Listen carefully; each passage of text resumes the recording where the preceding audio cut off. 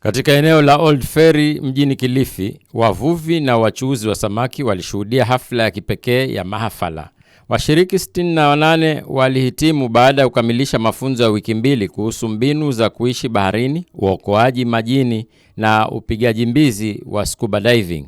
Mafunzo haya yamewapa vijana ujuzi wa kukabiliana na hatari majini, kutoa huduma ya kwanza, kujitetea na mbinu za ubaharia. Haya ni mafunzo ya kuelimishana, kupatiana elimu ya mambo ya uokoaji baharini. Tunaita Basic Sea Survival. Tumekuwa tunafunza miaka kuanzia mwaka 2011 hadi wa sasa, na tulipata mwaliko kutoka Kuruitu tuweze kufunza wale vijana wanafanya kazi pale mahoteli ya Kuruitu na ile conservation. Lakini kwa jumla sisi watu tunapenda kuhusisha wanajamii.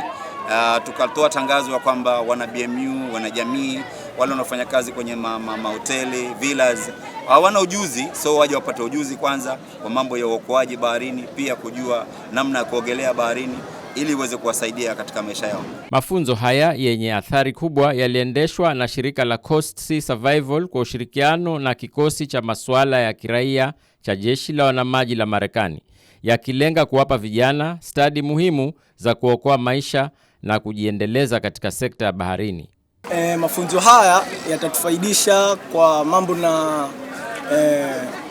hiyo ufuo wa bahari. Sisi sana tuko huko na tushashuhudia watu wengi wakizama, lakini mafunzo haya yatatusaidia ili kuokoa wale wanaojileta kule baharini, hawajui kuogelea lakini wanatamani wajue kuogelea. Kuna mengi ilikuwa sijui, japokuwa najua kuogelea, lakini mengine ilikuwa sijui. Kama nini? Mambo ya kudive na mtungi chini, hiyo ilikuwa sijui na tukajafundishwa. Kuna kazi nyingi sana ambayo ziko mwanzo, life guide pia hiyo tulifundishwa, na hiyo ndo kuna kazi nyingi sana kuhusu mambo.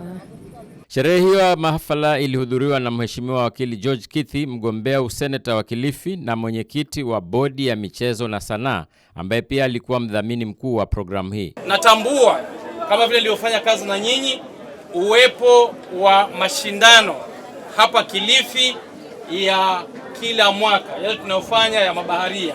Aidha, aliahidi kubadilisha mashindano ya kila mwaka ya mbio za jahazi kuwa tukio la kimataifa litakalowaleta washiriki kutoka kote duniani. Haitakuwa local ya Kilifi, watu wa Lamu watakuja, watu wa Kisumu watakuja, watu wa Kwale watakuja, na wale wa Tanzania pia wakitaka watakuja, wa kutoka Zanzibari waje, wa kutoka Omani pia waje, si ndivyo?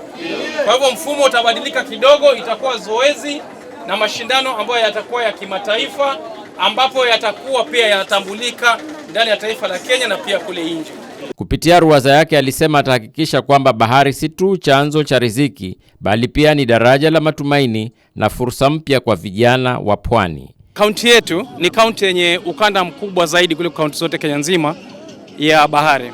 Blue economy ama uchumi samawati haujashamiri kwa sababu hatujakuwa na mikakati iliyowekwa ili kuipanua na kuleta ajira kwa vijana.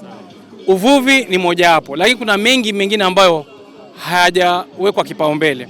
Nadhani huu ni wakati ambao tunatumia fursa hii kukweza sehemu hiyo ya kiuchumi na kuihighlight ili mradi kwamba kuwe na interest ya wekezaji. Serikali imetenda mengi sana kuhusu uchumi samawati, tuko na wizara na tuko na mikakati ambayo itaibua hizi potential ambazo ziko hapo.